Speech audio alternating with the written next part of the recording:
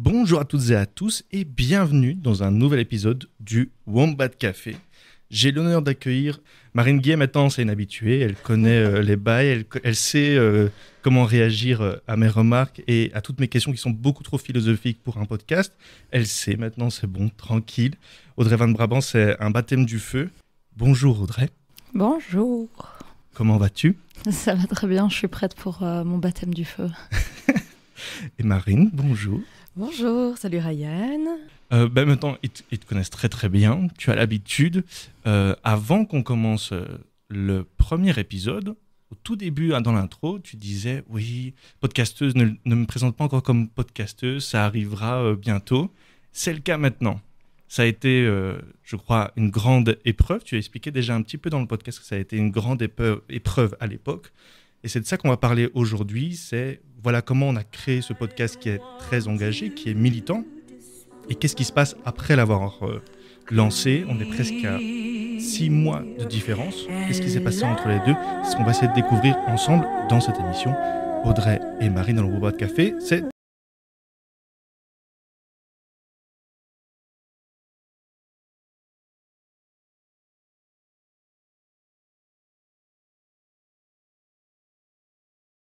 Marine, bonjour. On est ici pour parler donc de Désenchanté, un podcast qui est disponible partout et qui a été produit par La Voix dans ta tête et par Tipeee. Comment on pourrait vous décrire ? Vous êtes donc 2 journalistes indépendants qui travaillent pour différents médias et vous êtes donc cofondatrice du podcast Désenchanté. Désenchanté qui est une enquête sur le système de prise en charge des victimes de violences sexuelles en Belgique. La dernière fois, je voyais dans un article que ce podcast c'est en fait la suite logique et on va dire peut-être la réponse même au mouvement Balance ton bar. Et on le définissait comme le phénomène Balance ton bar. Est-ce que vous êtes d'accord avec cette définition ou plutôt quelle est votre définition de Balance ton bar ? Moi, je suis pas d'accord avec l'idée de phénomène parce que je trouve que c'est quelque chose qui est très... Je sais pas si c'est démago le mot, mais en tout cas, c'est très ponctuel, voire... évanescent. Moi, je crois que Balance ton bar, ça a été un peu un déflagrateur. C'est comme ça qu'on dit ? Une déflagration. Une déflagration. C'était un peu une déflagration qui était nécessaire, mais en vrai, il y en a eu plein d'autres. Et justement, l'idée de Désenchanté, c'est de sortir de cette idée de hashtag, de faits divers, de phénomènes, de ponctualité, pour vraiment creuser un sujet qui est sociétal et qui concerne tout le monde.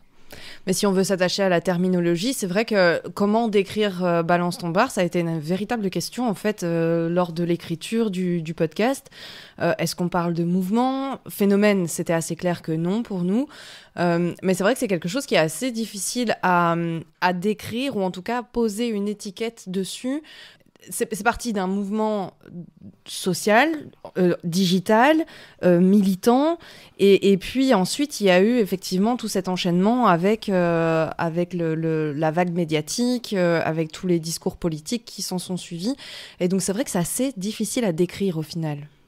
Donc là, vous parlez que certaines personnes, certaines institutions ont aussi repris le combat de leur côté, si j'ai bien compris, c'est bien ça ? Oui, en tout cas, on apportait une réponse qui était demandée par les militantes qui sont sortis dans la rue suite à tous les témoignages qu'il y a eu. En fait, il y a eu ce moment, cette espèce de temps mort entre les premières stories, les premiers témoignages et 3-4 jours après la toute première manif, où là, les médias se sont dit « Ah mince, en fait, ça fait du bruit et il faut qu'on en parle ». Et puis ensuite, les politiques ont réagi. Et donc, en fait, ça s'est fait... T'es d'accord avec ça ? Je suis d'accord avec ça, mais les réponses, pour l'instant, elles sont encore timides et parfois anecdotiques pour certaines. Donc, je crois qu'il y a eu un début de réponse. Il y a en tout cas des pistes de réflexion qu'il n'y avait pas avant. Comment vous inscrivez alors le podcast Désenchanté là-bas ? Parce qu'il est quand même arrivé quasi 1 an plus tard. Mm-hmm.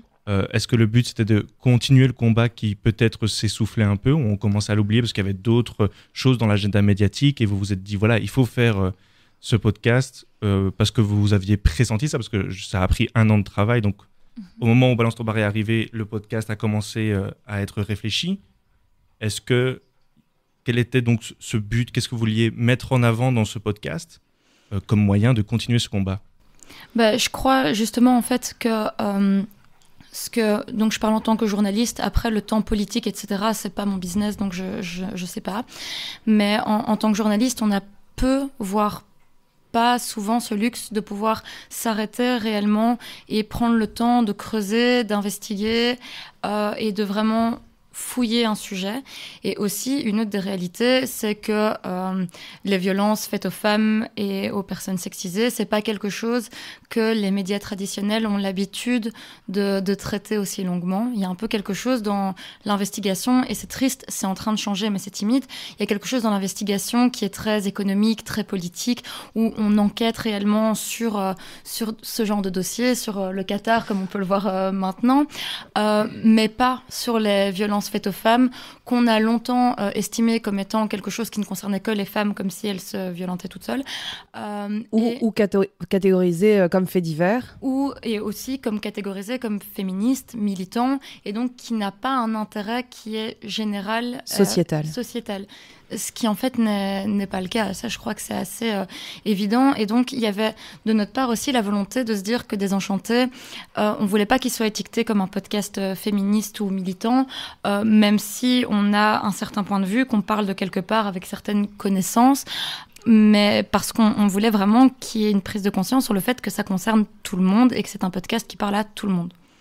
Peut-être que ça pourrait être intéressant de parler de ce travail que vous avez fait pendant 1 an. Est-ce que vous sauriez le résumer ? Le podcast l'explique très très bien, mais peut-être pour un peu mieux comprendre ce qu'on va parler par la suite, expliquer en quelques mots le résumé de ce travail de longue haleine, journalistique, enquête.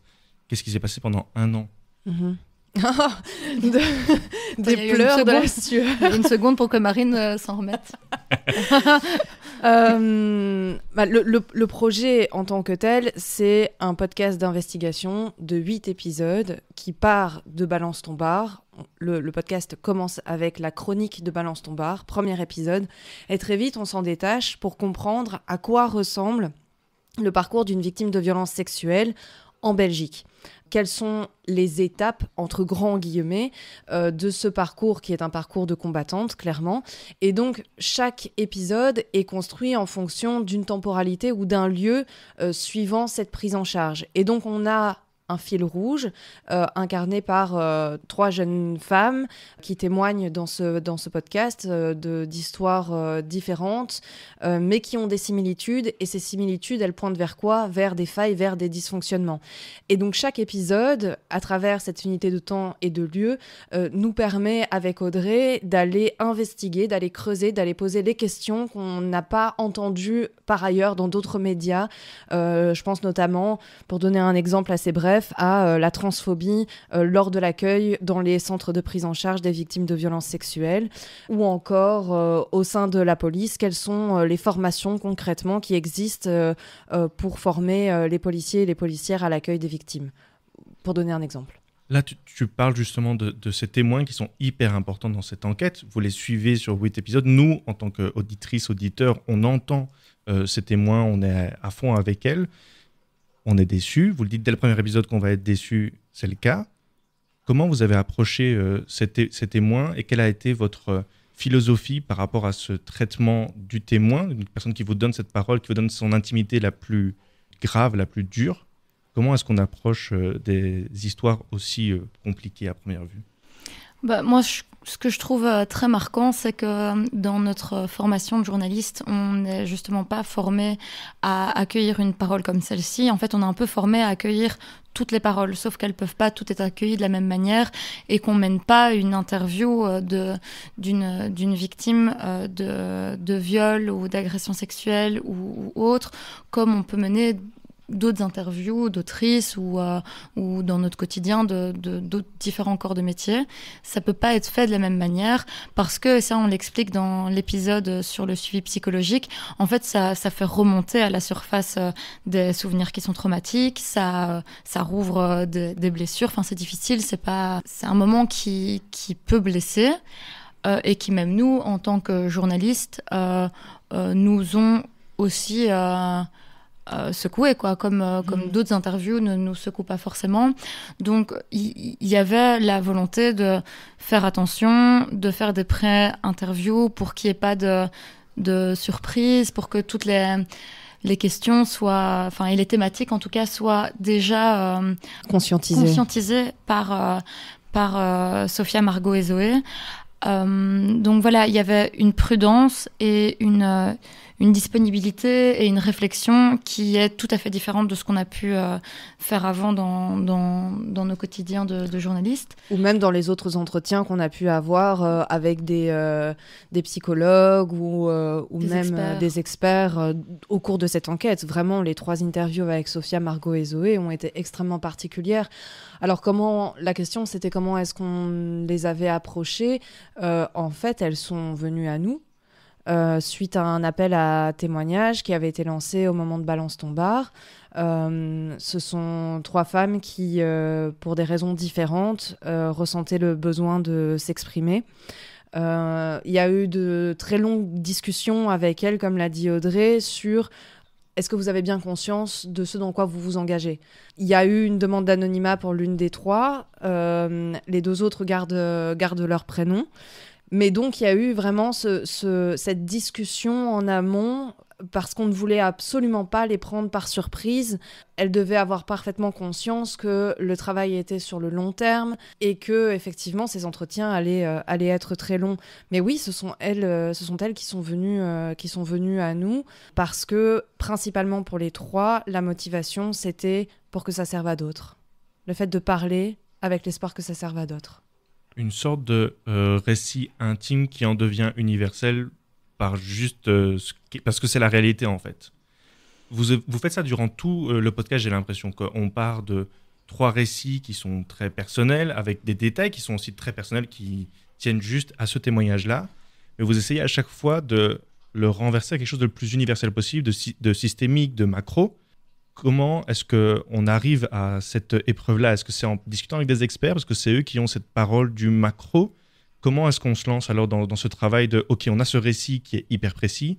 Comment on l'amène vers un système entier belge ?»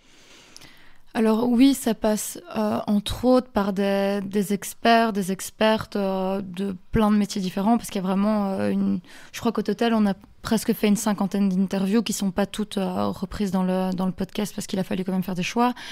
Comment est-ce qu'on le rend universel? En fait, ce qui était très important, et ce qui est très important de manière générale pour ces questions-là, c'est d'arrêter de penser que ce sont des cas isolés, que ce sont des choses qui arrivent que rarement, avec un mec qui est pas bien dans sa tête. Enfin, déjà, c'est beaucoup de stigmatisation pour les maladies mentales.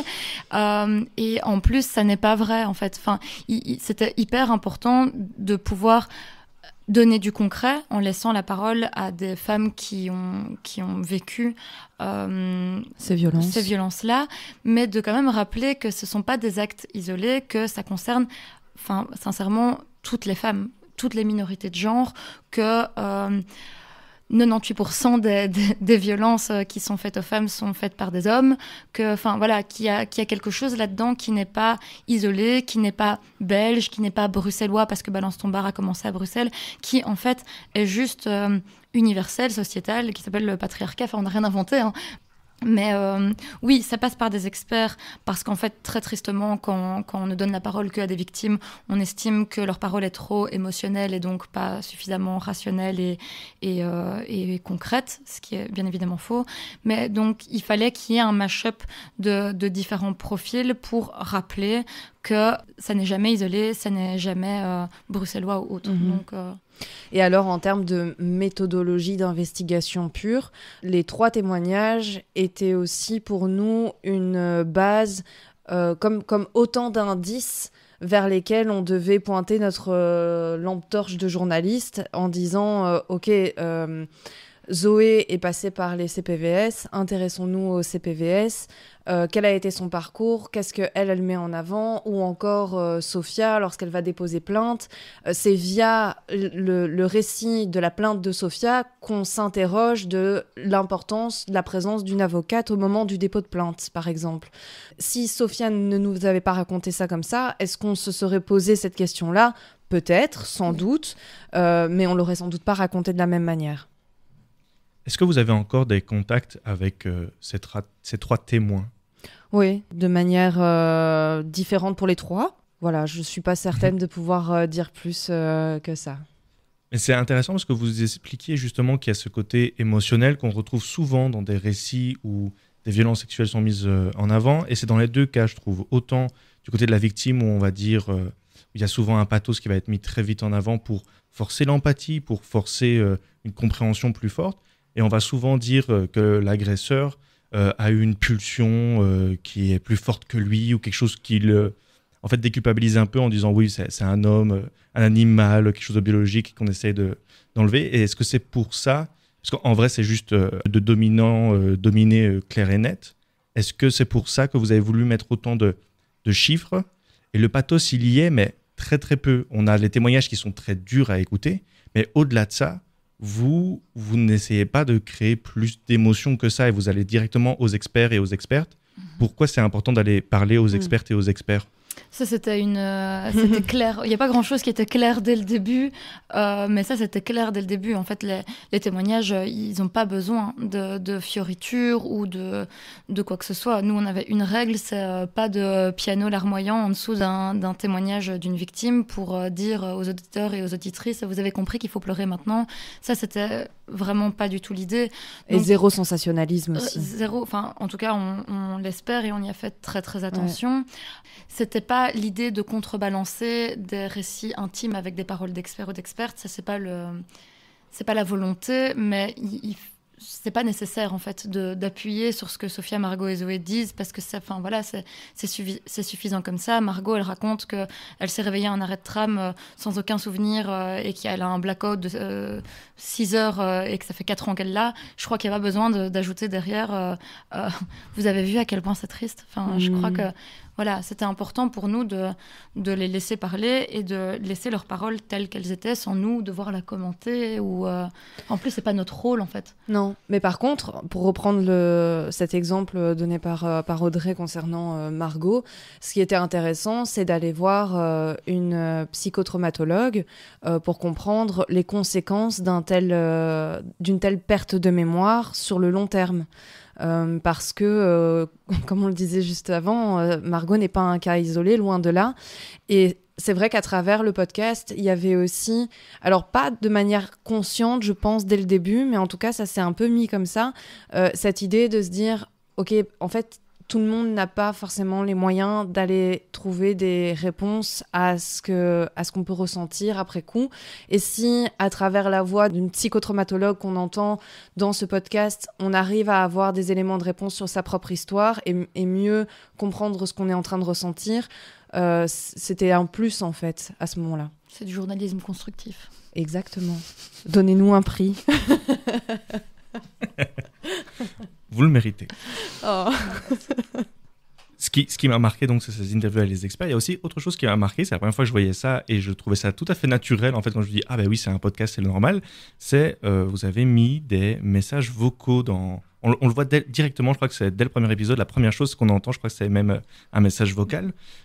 Et vous avez beaucoup parlé de vos ressentis, de ce que vous pensiez au moment même. Il y a des fois où on entend que vous n'êtes pas contente d'une réponse, que vous n'êtes pas contente d'une réalité. Ouais.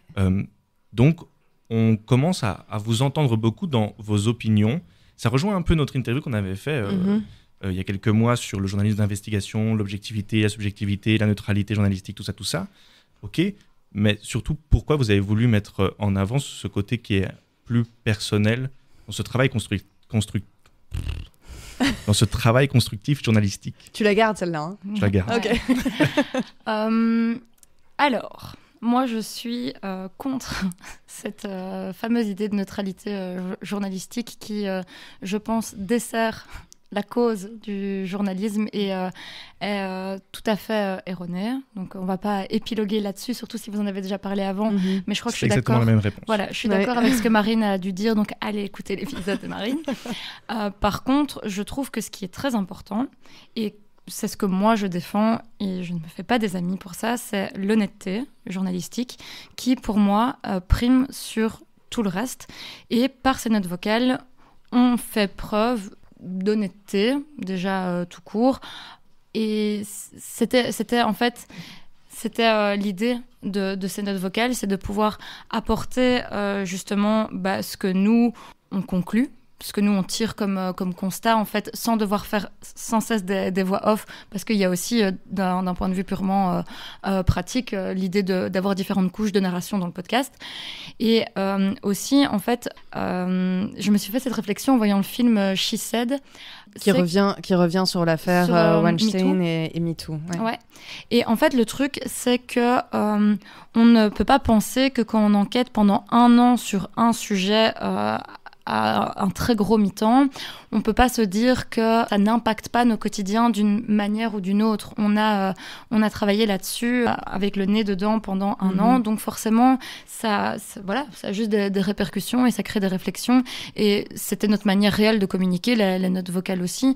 Donc voilà, ça a été assez rapidement évident. On a utilisé les notes vocales déjà avant de réfléchir à la construction du podcast, et puis ça a toujours été dans le montage. En fait, c'est aussi une manière de raconter les coulisses de l'investigation, qui sont, je crois, quand on écoute un podcast, aussi intéressants que les conclusions de l'enquête, quoi. Ouais. Et alors, pour l'anecdote derrière ce choix, nous, quand on a proposé notre premier épisode brouillon à la production La Voix dans ta tête, on s'était vraiment placés comme 2 journalistes complètement extérieurs au sujet et à la matière. Et donc, en fait, avec Audrey, on ne nous entendait pas. Ou quasi pas, ou bien seulement via des voix off très objectives, très posées, très construites. Et en fait, Caroline Préviner, notre productrice, nous a dit « Attendez, stop. En fait, on a besoin de savoir qui vous êtes, vous, Audrey et Marine. Pourquoi est-ce que c'est vous qui travaillez sur ce sujet-là, qui faites ce podcast-là, et pas quelqu'un d'autre ?» Et donc, c'est vrai que on a réfléchi à comment est-ce qu'on allait réussir à mettre un peu de notre patte. Au début, c'était très compliqué parce qu'avec Audrey, on voulait pas. En fait, on avait trop peur de prendre trop de place dans ce podcast en disant, en fait, c'est pas Audrey et Marine qu'on a envie d'entendre. On s'en fout de notre opinion. Et puis, quand il y a eu ce côté, en fait, on discute via des notes WhatsApp. Il y a eu cette idée de mettre les notes WhatsApp dans la création de ce qu'on appelle le storytelling, donc comment raconter une histoire. Et c'est vrai que ces notes WhatsApp nous permettent de faire des liaisons aussi entre 2 experts, ou bien parce qu'on travaillait pas toujours au même rythme non plus, on s'est aussi réparti souvent certains points d'investigation, donc c'est vrai qu'on s'envoyait des WhatsApp pour se dire où on en était l'une l'autre, des notes qu'on a pu réutiliser du coup pour faire du liant, voilà. J'ai l'impression que c'est hyper important, ces notes vocales, parce qu'au-delà de créer ce storytelling qui est très intéressant, qui est très digital et qui rend la chose, on rentre dedans, j'ai l'impression aussi que c'est une manière de montrer où vous vous situez d'un point de vue politique, ou plutôt dans l'opinion même, où on se dit « Ok, elle pense comme ceci, comme cela ». Ça permet de mieux comprendre aussi le reste et le déroulé de l'enquête que vous avez voulu mettre en avant. Ça permet aussi peut-être de déjouer un peu des critiques, parce que je suppose que le fait de ne pas le dire, ça aurait pu... on vous aurait critiqué sur le fait que vous ne l'avez pas dit. Mais tu as un exemple précis d'une note WhatsApp qui t'aurait marqué ou... Mais je me souviens, par exemple, il y avait un moment où, et je crois que c'est toi qui dis des chiffres sur la réalité des cas de viol. Il y avait 1 sur 2 dossiers qui est casé, un des 2 dossiers concernant des agressions de viol qui sont sans suite. Ouais. Et juste après... tu dis, je trouve ça effarant, ou je trouve ça... Okay. Et donc, il y a une opinion sur un fait. Mm-hmm. Et je me dis que c'est quand même intéressant de se dire, OK, on voit où vous vous placez dans cette opinion-là. C'est clair qu'on a été vraiment vénère avec Audrey à différents moments. Enfin, franchement, on était scotchés de ce qu'on pouvait découvrir dans des études dont personne n'avait jamais fait mention. On était scandalisés de découvrir que l'Union européenne, déjà en 2007, était en mode oh là, les soumissions chimiques et les agressions sexuelles, en fait, ça existe. États membres de l'Union européenne, faites attention. Mais personne n'en a jamais parlé de ce truc.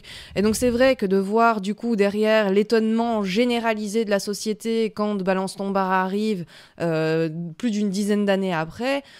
Avec Audrey, on voit ça et on dit c'est pas possible, quoi. Et donc oui, évidemment, il y a plusieurs moments comme ça qui étaient vraiment, vraiment agaçants, voire pire que ça, qui nous prenaient aux tripes.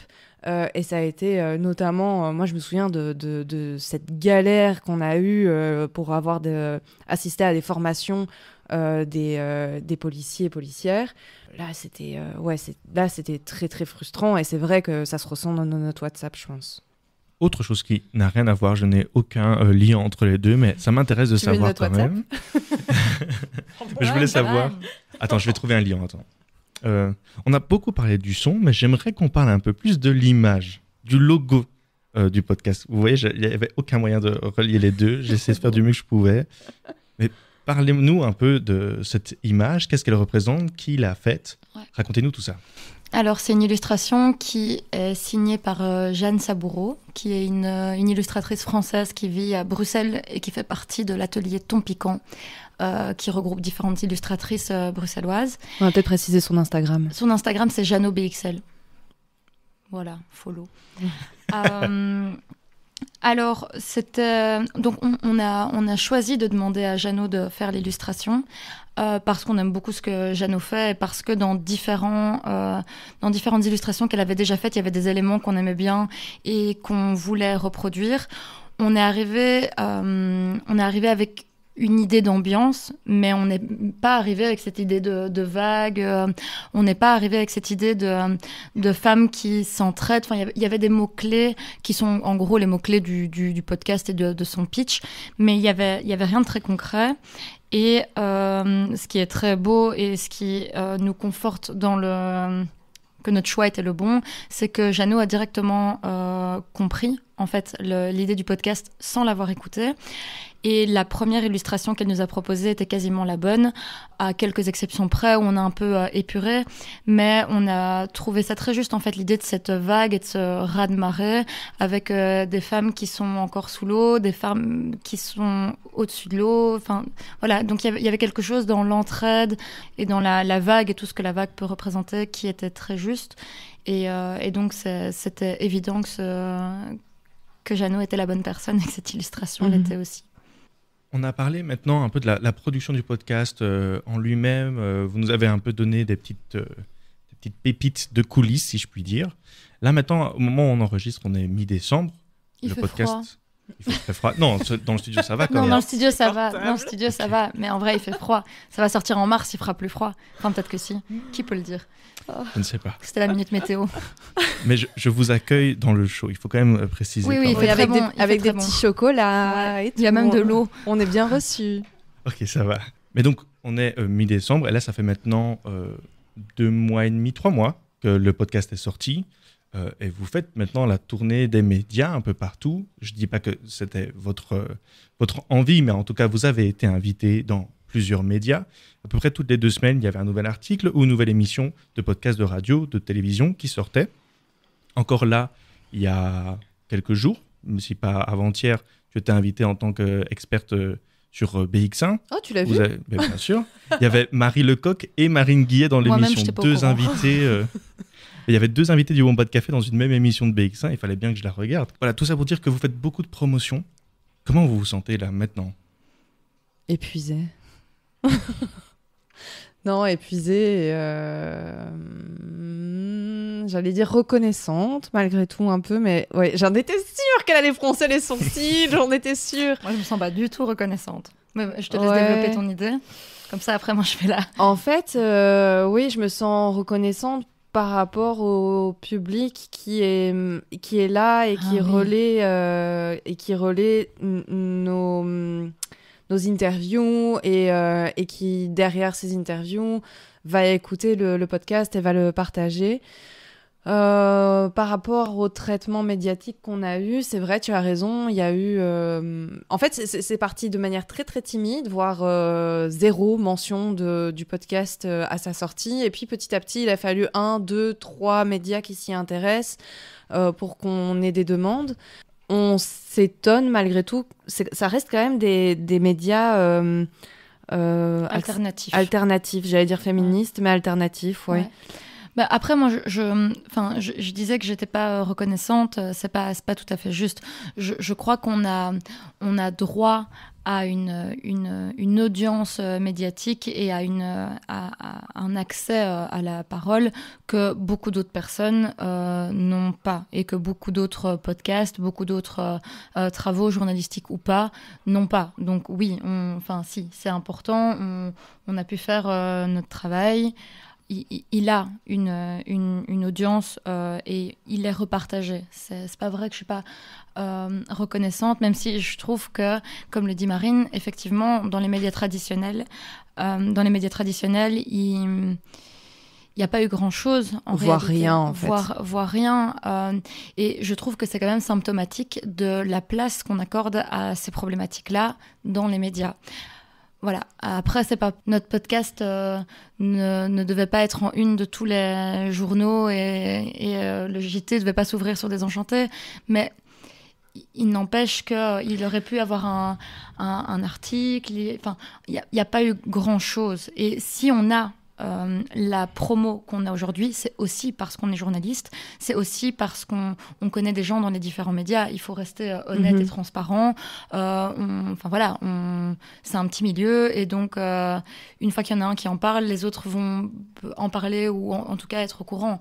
Mais qui revient encore à cette idée de tout le monde n'a pas la chance et le privilège d'avoir ce qu'on a eu, nous, pour Désenchanté. Mais c'est quand même nuancé. Mais quand on met en rapport Désenchanté, qui est une enquête inédite au niveau belge sur le système d'accueil des victimes de violences sexuelles, la dimension que ça a malgré tout en termes de travail derrière, de quantité de travail et de durée, c'est vrai que ça reste surprenant que des médias traditionnels mainstream ne nous aient pas encore contactés pour mettre ça en avant. Et entendons-nous bien, on n'est pas en train de dire que Audrey Van Brabant et Marine Guillet veulent être en une. Non.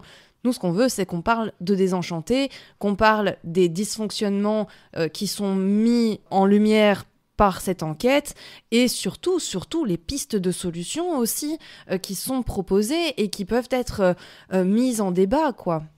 Donc voilà, je ne sais pas si on répond parfaitement à ta question. On est un peu mitigé, comme tu le sens. J'ai l'impression là-dessus. que vous êtes mitigé, et c'est marrant parce que ça me fait penser à le fait que vous avez été quand même pas mal partagé par des collectifs et des ASBL féministes ou qui ont une lutte politique qui ont un rapport avec le genre. Récemment, il y avait ce collage sur le mur qui était super cool. Ouais. C'était incroyable. C'est ça qui est quasi le plus populaire. C'est ça que les gens vont le plus voir, c'est le collage Désenchanté où on passe c'est ouf, c'est presque une meilleure promo que n'importe quel article en vrai. Franchement, c'est le meilleur promo. Merci du fond du cœur aux personnes qui l'ont fait. Mais en fait, il faut aussi dire ce qui est. Les médias traditionnels, la presse traditionnelle est souvent à sa tête. Ce sont des éditeurs qui déjà ne savent pas forcément ce que c'est le podcast, ni comment il se consomme, ni où est-ce qu'on va le chercher. Enfin, peut-être que si ça avait été un format télé, par exemple, peut-être qu'on en aurait plus parlé. Je ne sais pas, peut-être. Mais déjà, un podcast, je suis désolée, on ne sait pas ce que c'est, quoi. Enfin, les éditeurs ne savent pas ce que c'est. Puis moi, je ne vais plus jamais trouver du travail nulle part. C'est pas grave. En roue libre. Et puis, il y a aussi le sujet. Moi, je crois que c'est un mélange des deux, de l'importance qu'on accorde à ce sujet, du médium qu'on a utilisé. Et tout ça explique le fait que peut-être qu'en France, on en aurait davantage parlé si on avait été française et que ça avait été une enquête française.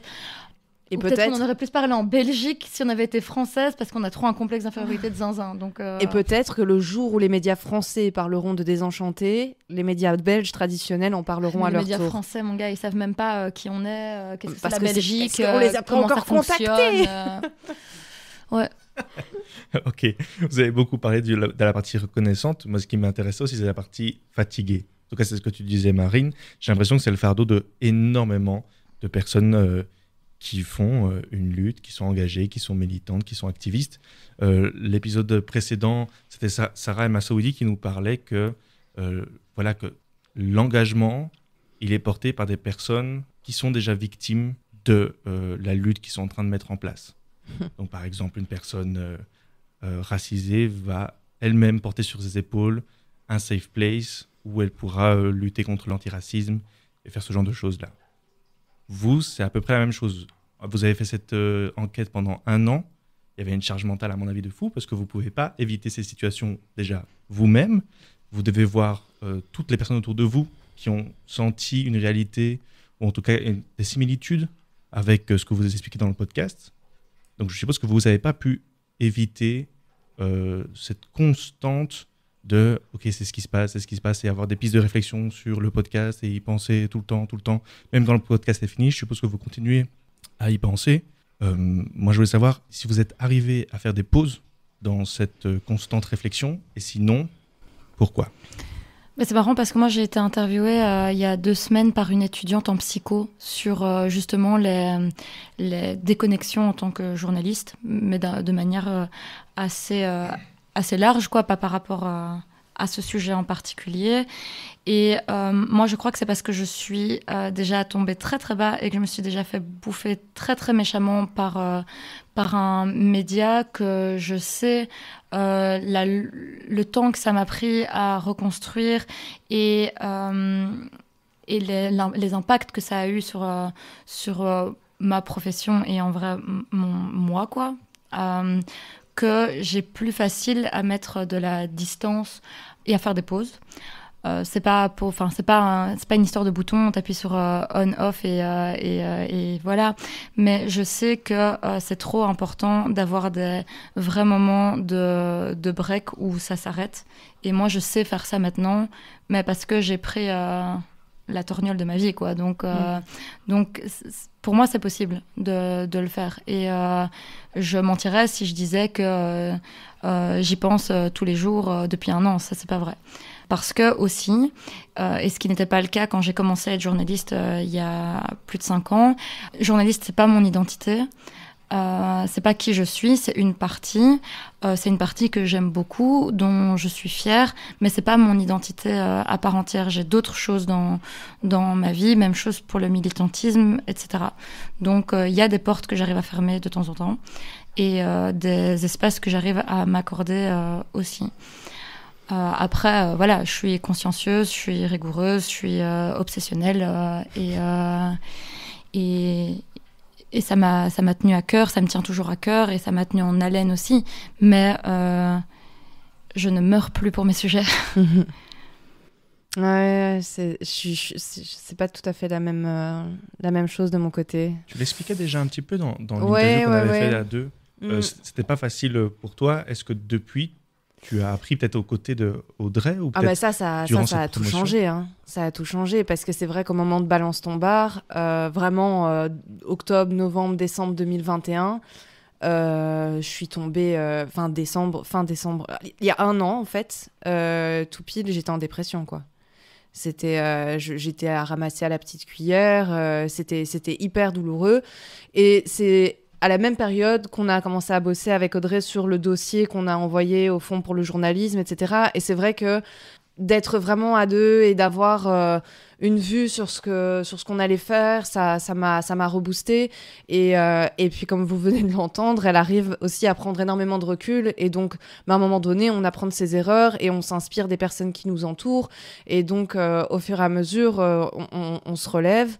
Maintenant, dire aujourd'hui que je suis complètement détachée et que j'arrive à me déconnecter, c'est faux. Je culpabilise encore aujourd'hui quand je zappe sur la télé et que je tombe sur une émission qui a comme thème les violences sexuelles à 23h30 et que je suis en mode non, et d'un autre côté mais en fait c'est mon boulot. Je dois me tenir informée, je dois, et donc il y a une culpabilité. Pas 23h30, hein. Mais non, mais voilà. C'est pas ton boulot à et donc 23h30. En fait, il y a vraiment, tu vois, deux petits personnages sur mes épaules. L'un qui va dire c'est ton taf, il faut que tu suives, etc. Et puis l'autre qui est là, Serette, calme-toi, quoi. T'as besoin aussi de prendre soin de toi et tout. Donc ouais, je suis encore un peu à trouver mon équilibre là-dessus. C'est pas toujours évident. Et juste pour terminer là-dessus, moi je trouve qu'il y a quelque chose de très important, c'est primordial et je trouve que c'est dangereux que les écoles de journalisme ne le fassent pas. C'est qu'il faut arrêter de dire à des étudiants qui ont entre, je sais pas, moi, en Master 2, j'avais genre 22 ans, ou 21 ans, j'étais un bébé. Il faut arrêter de dire aux étudiants qu'ils doivent se rouler par terre et ramper jusqu'à la fin de leur vie pour avoir une pige, pour avoir un taf. Il faut pas faire ça, en fait. Il faut pas faire ça. Et c'est la responsabilité pour moi des enseignants, des écoles, que ce soit l'IEX, l'ULB, l'UCL, c'est la même chose partout. Hein. Il faut arrêter de mettre dans la tête des étudiants qu'il faut vendre sa famille, son âme et tout ce qu'on a pour du travail. Ça ne va pas en fait, ça n'est pas OK. Enfin, je ne vais pas faire un cours anticapitaliste, mais en fait, rien que d'un point de vue santé mentale, on se retrouve avec une profession qui va très mal, avec une profession où les gens lâchent et des gens très, très, très talentueux lâchent parce qu'en fait, on accepte de fonctionner dans un système qui est malade et qui est dangereux. Et ça, il faut vraiment arrêter de le faire. On reviendra à la fin de cette émission sur la situation des journalistes indépendants en Belgique en ce moment. Audrey, tu es une des personnes qui est un peu porte-parole de ce combat pour le moment. On reviendra dessus un peu plus tard. Là, j'ai l'impression que vous avez beaucoup parlé de la pression que vous mettiez, vous, sur vous-même. Je suis professionnelle là-dedans. Ce qui m'intéressait aussi, c'est de savoir, le militantisme de manière générale, c'est quelque chose qui est assez difficile quand on est dans la sphère publique. À force de parler avec toutes ces personnes militantes et engagées, je me rends compte que ces personnes font fort attention à ce qu'elles disent. Un mot de travers peut être très mal interprété et peut être très vite lourd de conséquences, ce qui peut être normal à certains moments, ce qui peut être moins normal à certains moments, c'est pas à moi de juger, mais c'est la réalité, c'est un monde assez impitoyable. Et puis se faire rejeter d'un monde militant dans lequel la lutte nous porte à cœur, c'est parfois difficile de le ressentir. Est-ce que vous avez ressenti ce type de pression-là ? Moi, j'ai pas l'impression d'avoir subi ce type de pression. Encore une fois, parce que on a été le plus honnête possible dans notre podcast, qu'il est pas parfait, qu'il est sans doute pas parfait, qu'on le réécoutera dans 5 ans et qu'on se dira ah oui, ça on aurait pu mieux faire, ça on aurait dû dire comme ci, comme ça, parce que aussi la société aurait évolué et qu'il y a d'autres prises de conscience que nous on aura en tant que journaliste ou en tant que humaine. J'ai pas l'impression de ça. Je sais que ce que tu dis est une réalité. Hein. Après, c'est les hommes blancs cis qui disent qu'ils peuvent plus rien dire, voilà. Mais non, moi j'ai pas ressenti ça en fait, juste parce que je le perçois comme étant une rigueur qu'on s'impose et pas comme étant une censure. Ouais. Moi, je me rends compte, depuis qu'on a commencé à faire des interviews suite au podcast, qu'il n'y a pas une seule interview où je suis sortie de là en regardant Audrey en disant « Purée, c'était bien ». À chaque fois, je lui disais j'ai l'impression que j'ai pas été suffisamment efficace. Là, j'ai dit tel mot, j'aurais dû dire ça. Et donc cette pression-là, alors Audrey est toujours très très rassurante vis-à-vis de moi et cœur sur toi. Mais c'est vrai que je réfléchis et même là, je suis en train de conscientiser. Je suis un peu plus à l'aise parce que je te connais et que je sais le format de Wombat Café, etc. Mais quand on a été interviewé, par exemple, dans l'émission Déclic sur la RTBF, j'en menais pas large. Franchement, j'avais les auréoles sous les aisselles parce que j'étais vraiment en flip de dire une connerie et de, du coup, être cataloguée comme la journaliste qui se prétend être une journaliste d'investigation, mais qui en fait ne sait pas formuler une bonne phrase ou se plante dans sa réponse. Meuf, t'imagines que tous les vieux journalistes les hommes, parce que voilà, ne s'inquiètent pas du quart, du tiers de ça, quoi. Mais si je puis me permettre, je crois que ça va au-delà de ça. C'est pas juste se dire on peut plus rien dire ou bien dire un mot, ça va être la fin du monde. C'est aussi comme vous représentez une lutte et vous représentez vraiment un combat qui est nécessaire, qui est réel et qui touche tout le monde. Parfois, dire une erreur peut aussi avoir des conséquences sur la représentation qu'on fait de son travail. Et je crois que c'est ça aussi quand on tient tellement... C'est comme, je sais pas moi, à ma petite échelle, quand j'ai fait mon mémoire, je me souviens très bien que j'ai passé je sais pas combien de temps sur ce foutu mémoire. Quand j'ai terminé, que j'étais devant ma défense, dire un mot de travers, ça me coûtait fort parce que je me disais, ça représente pas le travail que j'ai fait avant et c'est trop tard. Mes paroles ont dépensé ma pensée. Et je crois que c'est aussi ça qui est important, c'est comment rendre justice à son travail qu'on a fait et ne pas corrompre toutes ces recherches. Alors, allez écouter le podcast. Par contre, je vais juste revenir sur un terme que c'est pas la première fois que tu l'utilises depuis le début de la conversation, c'est représentante d'un combat. Je sais pas toi Audrey, mais moi je me sens pas représentante d'un combat, tu vois, quand on vient parler ici. Moi je me sens représentante d'une certaine manière de faire du journalisme. Oui, voilà. En tant que combat. Oui, mais pas le combat militant, lutte, violence sexuelle, tu vois, il y a quand même une différence. Mais évidemment, le combat de faire du bon journalisme, pour résumer les choses, vous aurez compris notre façon de penser le journalisme avec Audrey. Oui, mais c'est ce combat-là qu'on défend en tout cas. C'est déjà pas mal à porter. C'est déjà très lourd. Par rapport au sujet du podcast, donc l'insécurité dans le monde événementiel, dans le monde de la nuit, pour moi, je ne suis pas tombé de ma chaise quand j'ai vu le sujet du podcast et ce sur quoi tu étais en train de travailler. Boum, j'ai réussi. Et enfin, je veux dire, moi, quand j'étais étudiant, j'étais à l'ULB, j'étais juste à côté du El Café, j'étais à côté de tous les bars du cimetière d'Ixelles. Quand je discutais avec mes potes femmes, on n'était pas du tout... on savait quel bar éviter, on connaissait l'astuce de mettre la main sur le verre parce qu'on savait que ce danger existait. Et il y avait des rumeurs qui couraient sur tel bar, sur telle personne.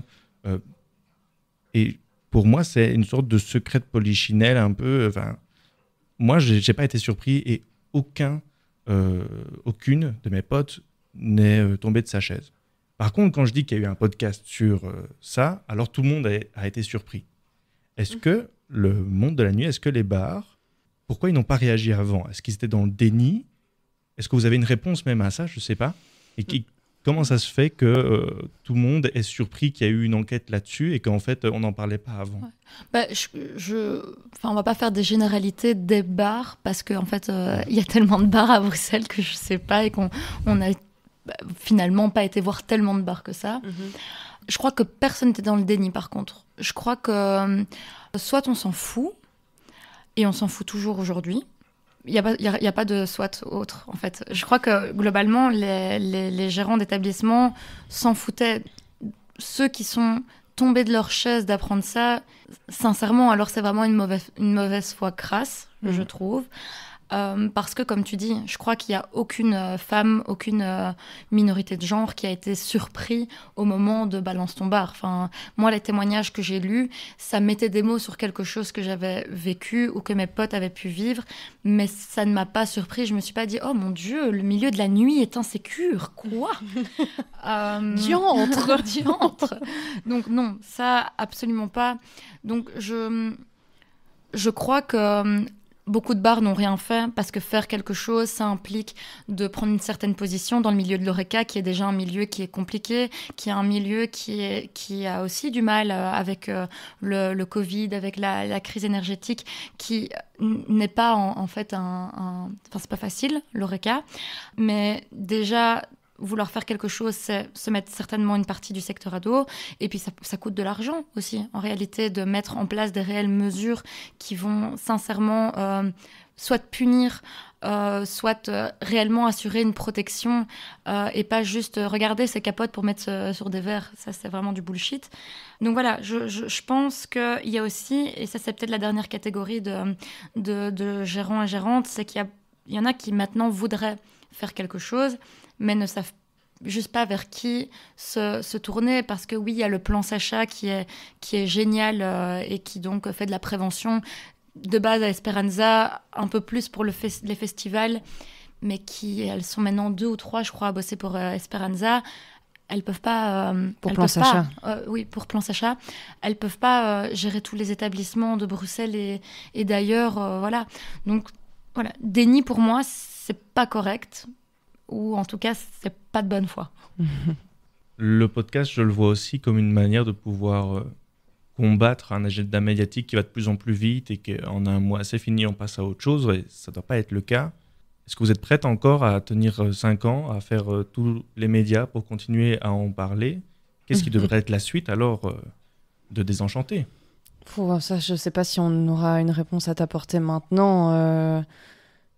L'un des momentum qu'on aimerait bien atteindre, ce serait que ça passe que ça passe dans un hémicycle politique, quoi, qu'il soit régional ou fédéral, parce que en fait, l'une des choses qu'on dit dans cette enquête, c'est que pour faire changer les choses, à un moment donné, il faut de la contrainte. Notamment en termes de formation pour les magistrats, les magistrates.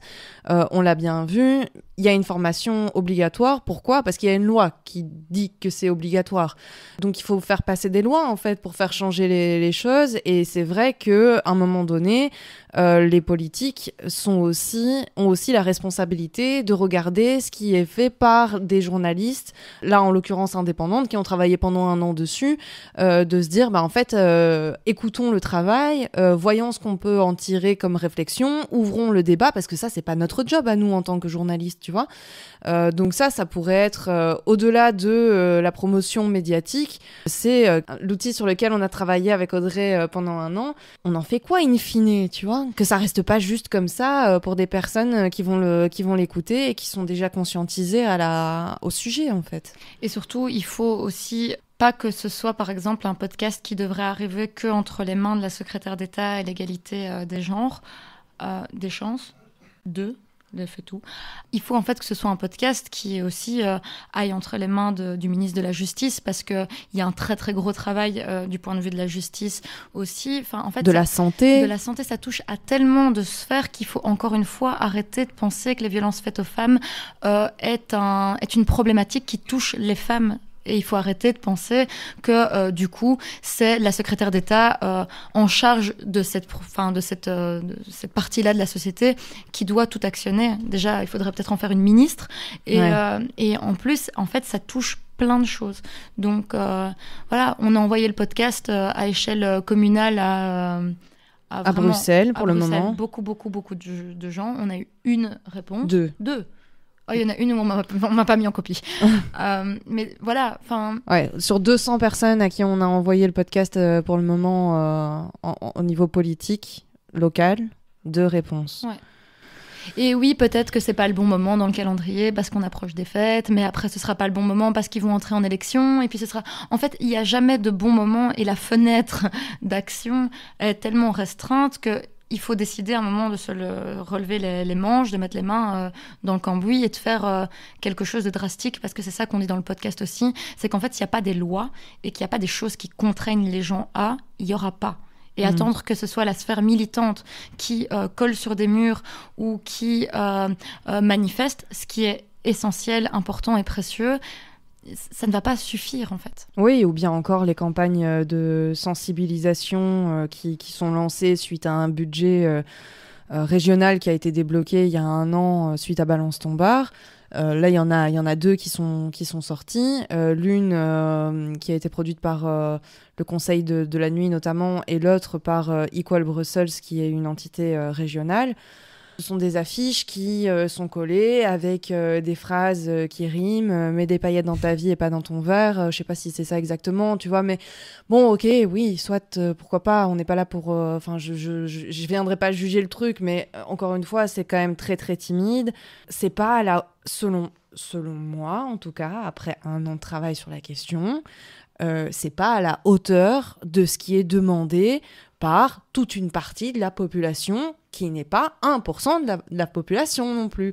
Donc on se demande ce qu'ils sont en train de faire en fait. Mais c'est vrai qu'il y a un décalage entre le temps politique et le temps de la société civile.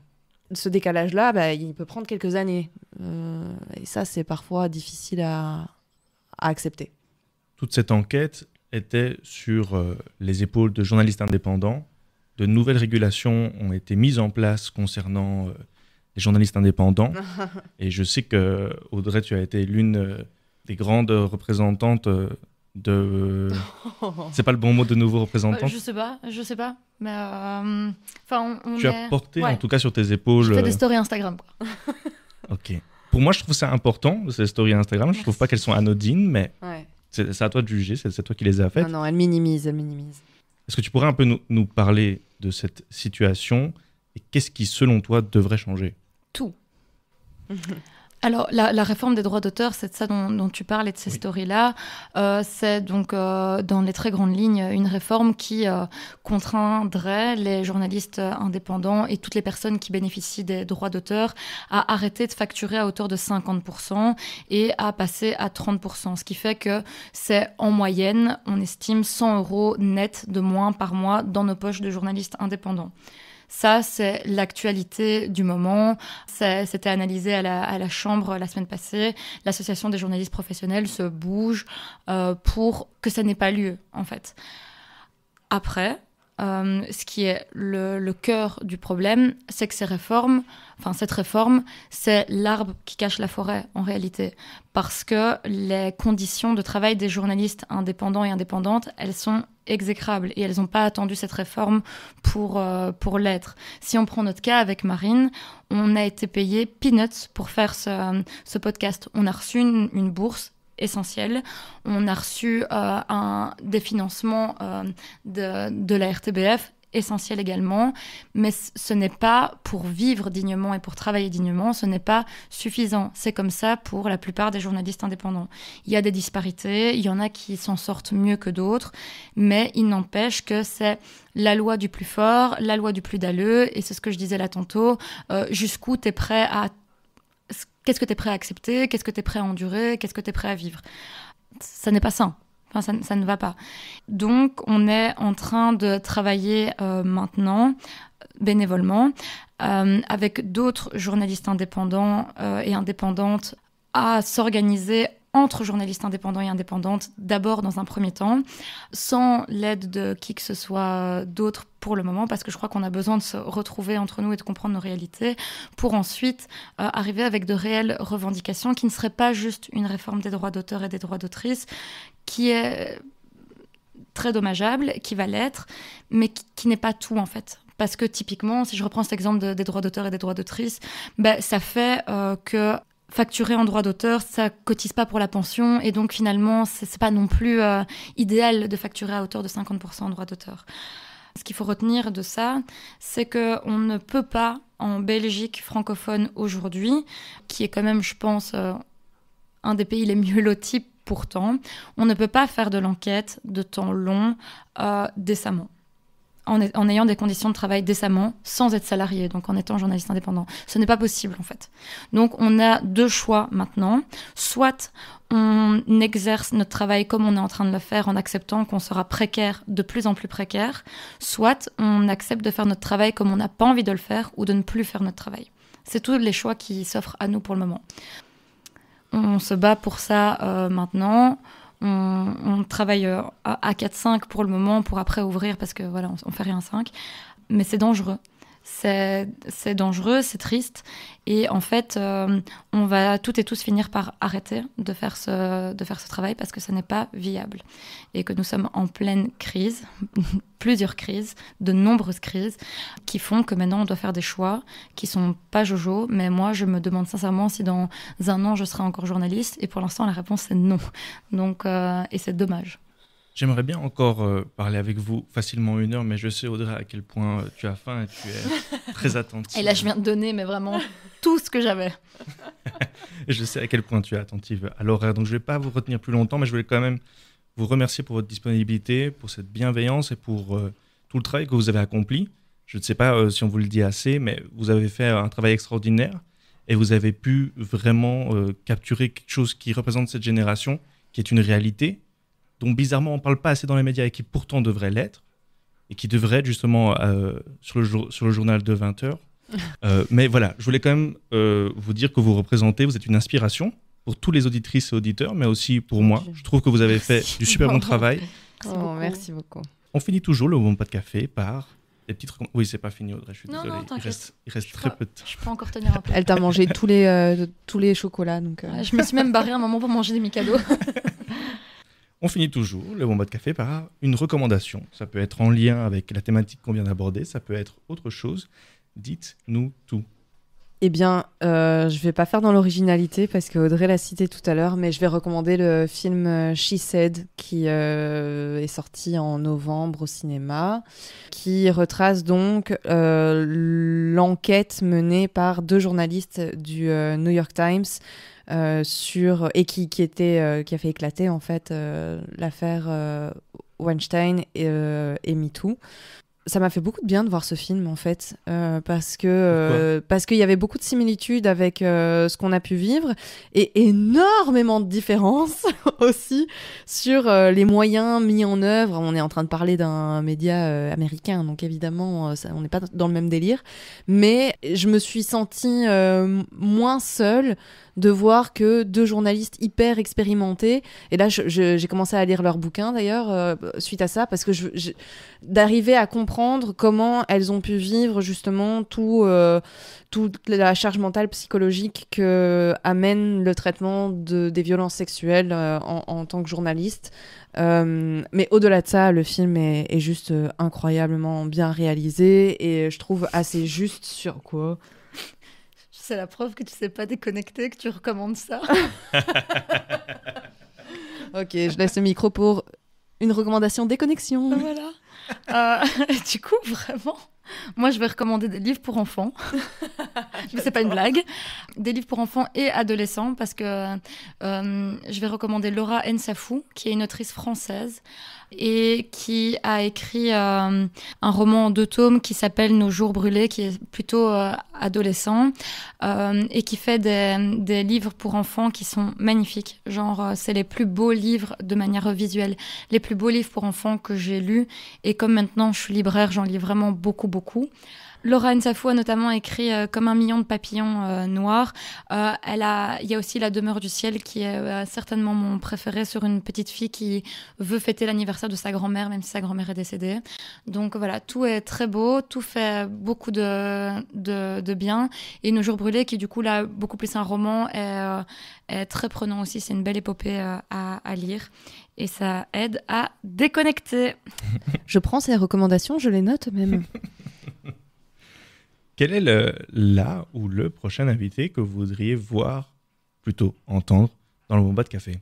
Alors, on s'est mis d'accord sur les noms qu'on allait donner. Moi, je recommanderais, mais nous recommanderons donc, Rose Lamy, qui a le compte Préparez-vous pour la bagarre, et qui fait une analyse, je déconnecte vraiment pas, et qui fait une analyse médiatique du traitement des violences sexuelles et tout ce qu'il y a de problématique dans la façon dont les médias les traitent. Ouais, et la deuxième personne qu'on recommande, c'est Victoria Pia, qui est une militante pour les droits des personnes transgenres, qui est notamment une des porte-paroles de Amnesty Belgique, qui a un super compte Instagram à son nom, Victoria Pia, et qui sera certainement une très bonne invitée. Et qui fait des études de dingue. Je saurais même pas te dire. Genre un bio-ingé, un bail comme ça. Un truc. Un délire. Mais elle est jeune. Une tête. Elle est jeune. Ouais. Okay. Par rapport à vous m'avez très bien vendu ces 2 invités. Oui, bientôt 31 ans. Ok, ça se paye. Très bien. Merci à vous. On arrive à cette fin d'émission. Merci aux autrices et aux auditeurs d'avoir écouté jusqu'ici. Merci à Julia pour cette production. Oui, merci Julia. C'est vrai qu'on t'a pas cité, mais il y avait Julia qui était là, qui nous a d'ailleurs amené des chocolats. On se retrouve dans 2 semaines pour un nouvel épisode. Entre-temps, allez check les Instagram de Audrey Van Brabant @AudreyVBB. Ouais. Et aussi l'Instagram de Marine Guillet @MarineGUT. GT, moi je pense. GT. J'ai du chocolat en bouche. J'ai cru qu'il y avait un U. GT, Marine GT. Et surtout, allez écouter ce podcast Désenchanté. Je suis sûr que vous l'avez déjà écouté. Si vous ne l'avez pas encore écouté, allez-y. Et sinon, réécoutez-le une 2e fois. Ça fera plaisir. Sur ce, ciao.